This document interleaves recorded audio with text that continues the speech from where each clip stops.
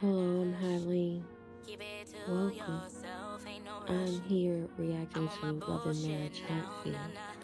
It starts off with Melody at her own office and Marceau coming into her office into the conference room, and they initially discuss what happened between the mothers at the Destiny race and how Miss Wanda was out of line.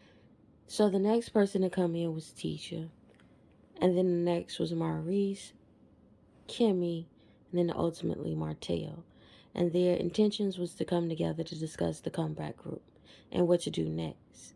Melody talks about how she had announced earlier in 2019 that she did want to be a part of the comeback group and wanted it to be dissolved. Kimmy then goes in to explain why it's a meeting.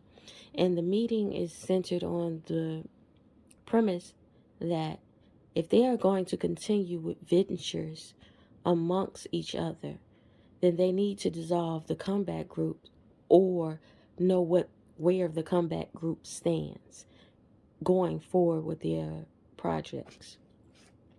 So Melody reiterates that she had pulled out the comeback group in 2019. Um, she gets into the discussion with Martell about where the children are. He left the children in the office. She wants to go to the office to make sure that her office is intact and so she can see her children during the time that is his time. So take advantage of that time. She comes back to the conference room. She says, "Let's put it to a vote. What are we doing?" And Marceau enters an idea of how about this going forward if we have any individual projects that could involve the comeback group, we may utilize, pardon me, the comeback group to complete those ventures. And everybody in attendance was in agreement. So Melody then says, very demonstratively pointed in the direction of Martell, that even if I wanted to be down, I can't be down. And Martell and the collective was like, wow, what's going on?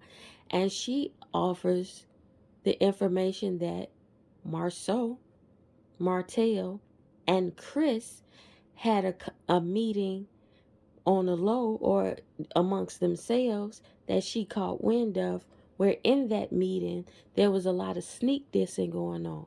So essentially, she can't do business with Martell if he is turning around and sneak dissing her to those people whom they work with mutually. She goes to try to further explain her position concerning why she won't do business to the collective who wants to do business with both her and Martell. Martell then deflects by saying, when she brings up Kimmy, I'm gonna keep it where I wanted to keep it ever since 2019. And he interjects by saying, what, continue to neglect the kids? So he pulls a move like something off a television show where you see a character getting beat up and then they fall down, and instead of hand to hand combat move or something, what they do is they fall down, get a fistful of dirt in their hand, and unexpectedly throw the dirt in the eyes of the person whom they fighting and then scurry away. And that's essentially what Martell did by saying that. He picked some dirt off the ground and threw it in Melody's eyes and bounced out the meeting. And what he did was almost like flinting off her energy. And that was to trigger her down a different direction of the conversation, instead of focusing on the topic that was on the floor for the collective to be involved in. For whatever personal reason that Melody does not want to do business with Martell, it still concerns the collective because the collective wants to do business with the both of them. So by him throwing into her face their personal life, good, bad, or indifferent, it's still not professional to bring up those detestatory points that does not concern the collective. So he goes out, get the kids, and leave. Melody continues by asking, why do y'all want to do business with him? Don't you see his integrity? Maurice in the conference room goes, well, we've done good business with him, and the both of you are. Marceau in the confessional says essentially the same thing. And then he adds, though, is presently not going to do good business or win because of the way he is interacting with Melody. Maurice goes, you all are so intertwined. A lot of your business and everything has been so intertwined. And so then that's when Melody retorts with, so then why am I okay? And then Marcel says, you want to know why, Melody? It's because you're winning. He finished that statement with, had your ass been losing, you wouldn't be in such a great place. So the meeting ends with Martell calling Melody and Melody putting him on speakerphone and Martell telling him, you need to come out and speak to Mariah because she's crying. And so everybody looked around like, dang, well, I guess that meeting adjourned. So Melody gets Mariah, and Martell in the confessional says when they left from the office, Mariah was crying because she said she remembered them in the office and it being the both of their office. And they all go outside and talk to Martell. Martell says something to the effect of, yeah, I wanted peace before I go home, or something like that. And Kimmy said, well, you sure enough stirred it up. How do you say you want peace, yet you declare war at every turn? But anyway, so he then says he needs to fight back. I don't understand what he was fighting. You didn't fight back appropriate, even if you feel like you need to fight back.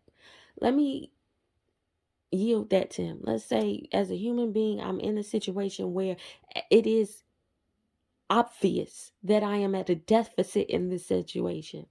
There needs to be some type of fighting. Maybe not fighting in the direction he's fighting, but it's fighting for himself and like improving himself, whatever. But the point of it all is the way he handled fighting back in a professional setting was unprofessional, undignified, below the belt, and it showed that she was victorious. And in so much words that Marceau said, like, girl, you winning. What you're fighting back only exposed that you losing, Marceau. Cause you fought back off topic. The topic was business. And you threw your children in her face as a way of her being at a deficit. Yeah, he said gotta fight back a little bit. You think that's a little bit using your kids against her? So Marceau bossed up on Martell and told him the truth, like, nigga, stop it. You got these kids and the way you behaving is gonna come back. I saw somebody, a YouTube channel, discussing how, and I've heard this before. I think I've heard Yana say it as well. Like, you don't get to change how you showed up in somebody else's story, right?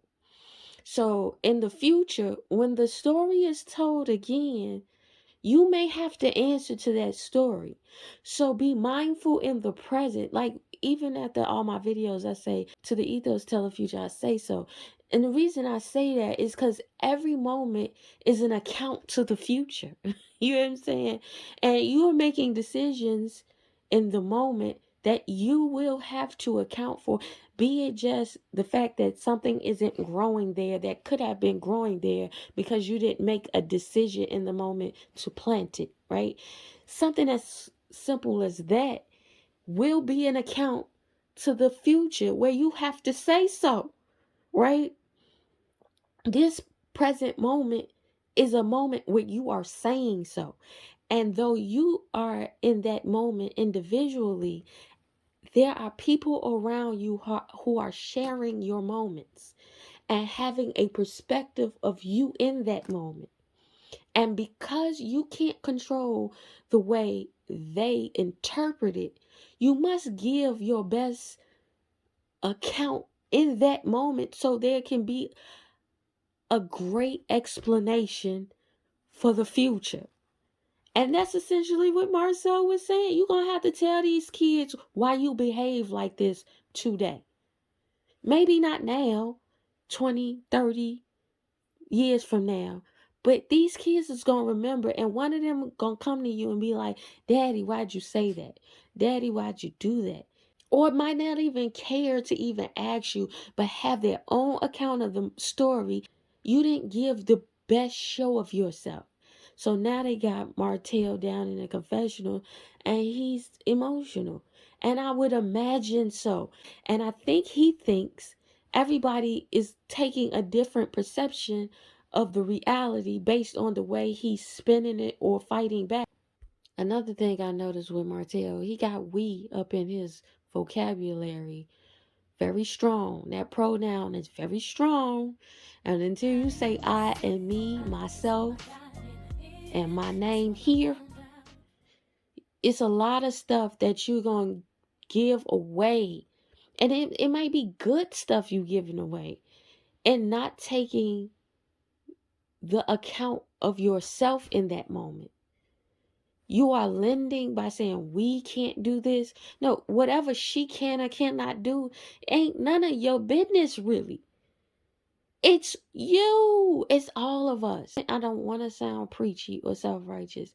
I'm talking to me in this moment and to my future me in this moment. Like, girl, it's you. It's been you all the time. Like, it's you. Your moments, the decisions you make in that moment is all you. Only are the God of your moment, and the choices you make in your moments, the choices to do or don't do, to think or not think, to say or not say, those are yours. Whatever she can or can't do really is of no account to you. And I don't want to seem like I'm saying Melody doesn't have any responsibility. I'm saying in all things, you can only account for the you or the I in that thing. Whatever Melody is lacking in the whole scheme of things, he can't control that even if he wanted to. But the one thing he can't control is him. So Maurice and Marceau are down to the tennis courts playing tennis. So Marceau and Maurice are talking about Martell and Melody in the meeting that happened previously. Marceau essentially says they know how to behave, but it's easy to behave like this to avoid some other shit. And he said as long as they behave like this, he ain't doing business with them. So Marceau in the confessional specifies Martell. It would be a poor decision for him to go into business with Martell. I feel like this is proving my point. When Martell feels like he's swinging back to push back or defend himself, what he is actually doing is throwing dirt on his own self. So Maurice goes into sharing with Marceau that Maurice and Martell had a dual therapy session with Dr. Francis, and Marceau immediately kind of rebuffs it. And then Maurice says, well, I learned a lot in the therapy session. And then he goes into explaining how Dr. Francis enlightened him that he has two wives. And Marceau is like kind of dismissing it and whatever. And then Maurice essentially says, you'll find some answers when you stop leaning on your own understanding. I feel like Marceau is a contrarian. He just looks for the way out. For the same thing he attributed to Martell and the action of deflection to avoid certain things, he does that when he wants to avoid accountability to help himself. So Marcel says he has a specific plan with specific dates and times, etc., so forth. So he sees the light at the end of the tunnel for whatever he's feeling or going through. Which begs the question, in that moment down to the restaurant when he said he was depressed, was that just for conversation or shits and giggles? Tisha comes down to meet Kimmy at her space, and Melody follows behind. So this is them coming together to kick it. So Tisha brought up asking Melody what happened at the meeting. Y'all saw what happened. But basically Melody contextualizes it for them and says Martell tries to spin it like she's a bad mom. And I believe any parent who's being called a bad parent who believe themselves to be otherwise, even bad parents who are called bad parents don't want to be called bad parents. So that isn't a space to be productive in. So the reasoning that Melody gives for Mariah crying, she basically said that she suspects that Mariah felt the energy of her father leaving, and because Martell didn't set a space for them to go back and say goodbye to their mother, who just told them just a while ago that she was going to say goodbye to them. It created the energy that made her sad, apparently. So Kimmy asks Melody, how do you expect Kimmy and the rest of the group to handle it when Melody and Martell get into it or are in those situations? What is their role at that point? So Melody answers it. Stop inviting me to shit with him. Stop inviting him to shit with me. Don't have us together. We're not there. He freshly made a baby. We're not there. And I guess Kimmy is saying, so is the dynamic changed now? So now don't even entertain it? And Melody said, yes. Melody go down to the confessional and she's doing a version of what Martell did. And it's that alleviating themselves of how they decide in the moments.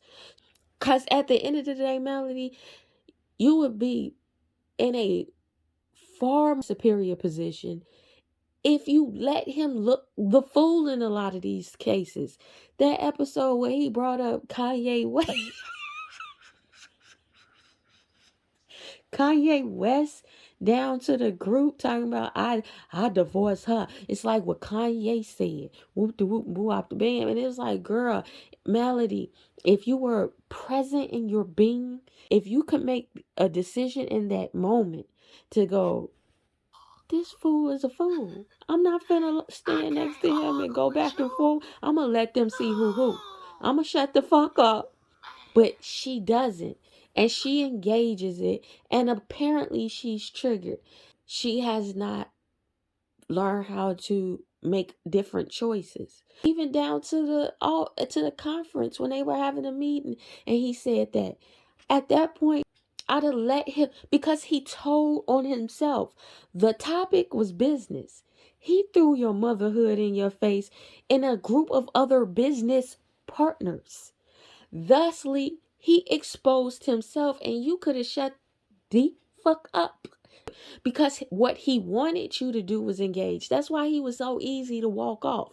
He dropped the bomb to get out of the room. It was almost like dropping a smoke bomb, like a magician, so he can escape the room. Because the heat wasn't for that.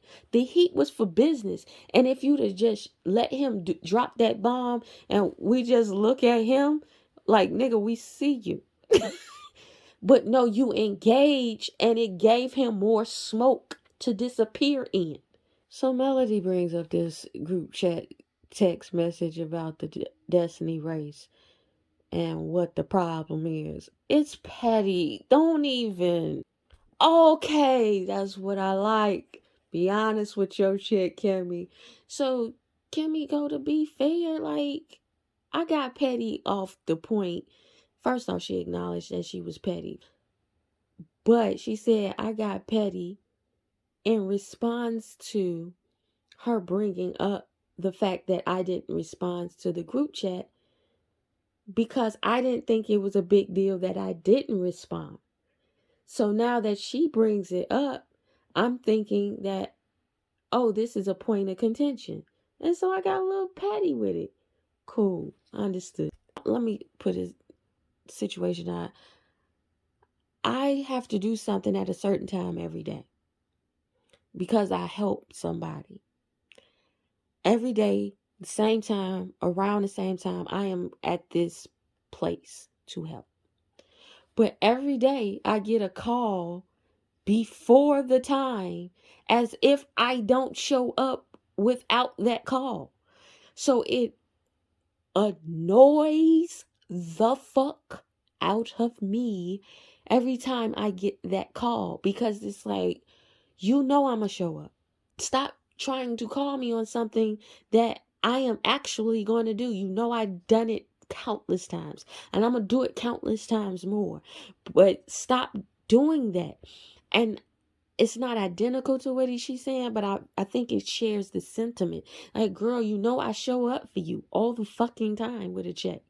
Now, in this instance, now I see it. Okay, I see you. Okay, so it feels like what she's saying is, girl, I show up with the checks all the time, every time. And even when they're late, there's a different processing that we go through where I'm always showing up. Here you are being what I presume extra, given the space we're in, holding me account to giving you sponsorship that I ordinarily give you. So why are you asking something of me in that situation that I would ordinarily give you any other time? You would call Maurice to just go, girl, where the check at? So I now understand. I get it. I understand both of them. Y'all mutually gonna look petty because y'all coming from a premise where y'all on shaky grounds. So whatever they do to each other is taken as a slight, even if that wasn't the intent. So I don't respond to your text. It's taken as a slight on your behalf because for whatever reason we're in this space. And then me hearing that you go, well, these are the only two people who sponsored me, when I ordinarily sponsor anything you do, felt like a slight to me because of the space we're in. I get it. It's petty because it's petty. It's petty because the premise of where y'all at. I'm a bit tired of the overtures of cherishing each other when it don't sound like y'all really trust what y'all saying, because y'all said this in Vegas. So these overtures of cherishing and I love you and whoop de whoop and all that, yeah, however beautiful and sound goodish it is, it obviously isn't substantive. Melody asks for a group hug. They oblige her, taken aback by the by the request. So much so, Kimmy like, girl, did you drink before you got here? So that she basically said, no, I'm drinking now and I'm going to be drinking after. And they asked her where she going. You got a date, apparently. That's what the question was. She said she going down to happy hour. Martell down to this house that they constructing. Business partner, I guess he the one with the building license. His business partner asked him about the building license. This nigga. Apparently Martell only studied once. It was a battle rapper back in the day called X Factor. And one of his things, and this was before people had a thing type thing, and one of his things was priority. For every battle that you've been in, I'm there. You look and dress okay, but why haven't you addressed the evidence? I don't want to see you in Jordans or the latest pair of sleeves, and you can't come to these battles with a full set of teeth. would go in front of his opponent, and his third round would be priorities, nigga. And where he'll list off where niggas' priorities is out of way. I wish somebody get in front of Martell and be like, in all them years Melody had the license, you didn't ask her no fucking questions. He gonna say, getting a builder's license ain't a high priority. You admitting it. You admitting it. Your priorities is off, nigga. And the way he said we business partners and you got it. No, nigga. Anytime this nigga up and leave, you out of luck. Nigga, you are missing the fucking point. Melody interrupts the conversation of his out of whack priorities with a FaceTime. Melody needs to talk to him ASAP in person. So he said it's only one reason she want to talk to him. He screwed up last night. What happened? So Mel pull up to talk to him about what happened at Bridge Street. Is that the happy hour she was talking about? So he did something down to Bridge Street. She want to set up boundaries because whatever he did was out of line. Please explain it to us. Apparently whatever happened between them happened the previous night. He basically was like, when you do something, and she goes like, what did I do? And he's like with the baby, you went straight to social media. Nigga,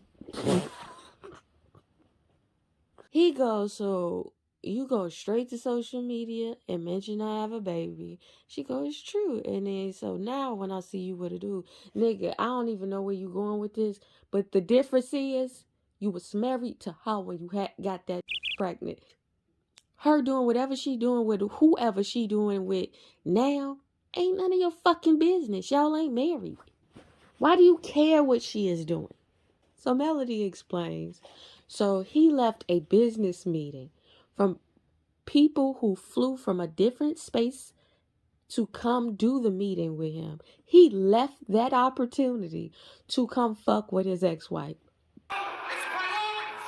I don't know if it's the pain of it all, the trauma of it all that's making you irrational, but it's not doing you any service to your cognitive agility.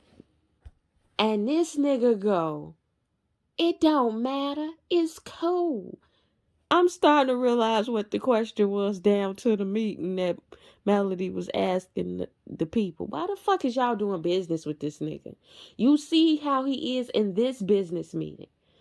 Now I hear another instance of this nigga doing business and abruptly leaving the meeting with people from out of town to go fuck with Melody. Nigga, at this point, it isn't smart to fuck with Martell until he gets his mind right. Because his priorities is not only out of whack, it is delusional. And this social media shit, y'all know a time where there was no social media. So why is y'all living on it? She say he called like, you on Bridge Street or whatever they. Now, I ain't say all that. I ain't say you gonna be my wife again. You up and leave a meeting to go fuck with her. But when you call her, she say you say one thing, but your actions are saying that you said what she said about you gonna be my wife again. Because only a nut ass nigga who think you gonna be his wife again would leave money to come fuck with you for the possibility of being your wife again. Other than that, it doesn't make sense. You're like a Tyler Perry script right now. What is your action supposed to be resulting in? Because if it's not in your mind to make her be your wife, then what is it supposed to be? Just to fuck with her life? Melody goes to her text message to go find something. He immediately goes to some text message. And I know this shit ain't got to do with anything that got shit to do with the price of tea in China. He can't even handle that his actions are his actions. And anytime somebody confronts him with his actions, instead of being like, yeah, that's true, whatever, or this, that, and the third, even if it's dumb, just standing in it give you more dignity than what you finna do. You finna get on this phone and deflect with some other shit. But let's watch. He pulls out a picture of the nigga she must have been with. Well, how's that picture proving that it's not true? Told her, he brought up a picture of whoever she was messing with and said, do better. She then goes, last time I checked, I'm single. And you don't even have to worry about it. He goes, well, you was doing the same thing too. She goes, prove it. He then goes silent. So then she goes, all those chicks you were with, state to state. And then he goes, people are around. Neither one of them were like too loud, but they were very energetic in this conversation. And he had all the energy a moment ago. He wants her to stop. She said he goes and be disrespectful, and he co-signs it. Of course I'm gonna be disrespectful. Don't fucking talk to the nigga. What are you gaining from this? Okay, he came down there to the restaurant. He blew up your spot. You confronted him about it right now. That was a phone conversation. You didn't even have to have a face-to-face. Not only can you not consort with me, I'm blocking you on every platform that I am on. You can only have my phone number, and that is to call with the kids. Anything outside of those parameters, you can't communicate with me, nigga, unless you are trying to trigger him in some very calculating way to know he gonna be on your social media.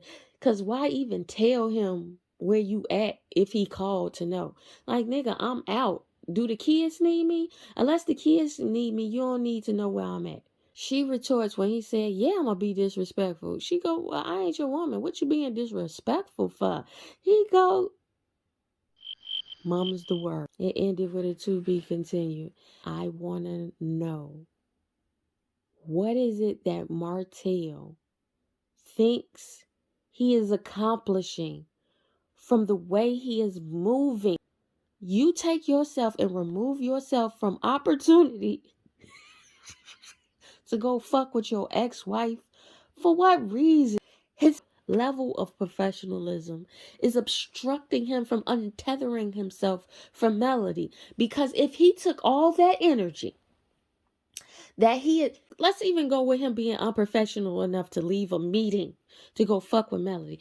What if he took that same energy that he left the meeting that had potential opportunity for him, instead of using it to go fuck with Melody, why don't he go study?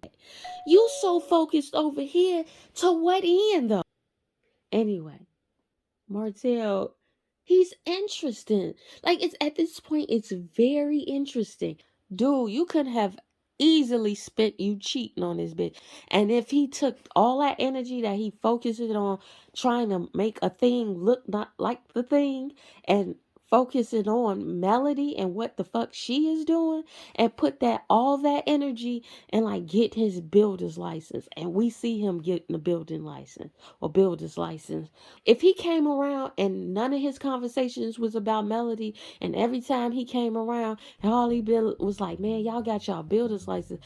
Can y'all kind of tutor me on getting my builder's license? Or woo out the bam? Or this and that. If every scene he did that, we stopped thinking about what the fuck he got on going on with Melody. It's almost like he's leaning into being. You ain't a villain that even makes sense. I hope when the reunion comes that somebody like point blank asks him, you're putting all this focus and energy in this direction. So what's the goal of that energy? What are you trying to accomplish, Martell? What in the scheme of it all is going to make you better by doing this? The amount of effort you are putting into these things, these up to into Melody.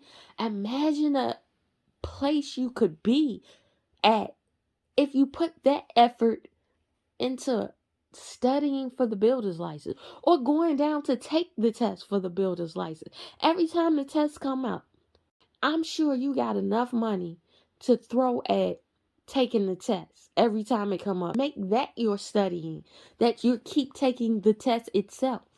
Martell, Duke.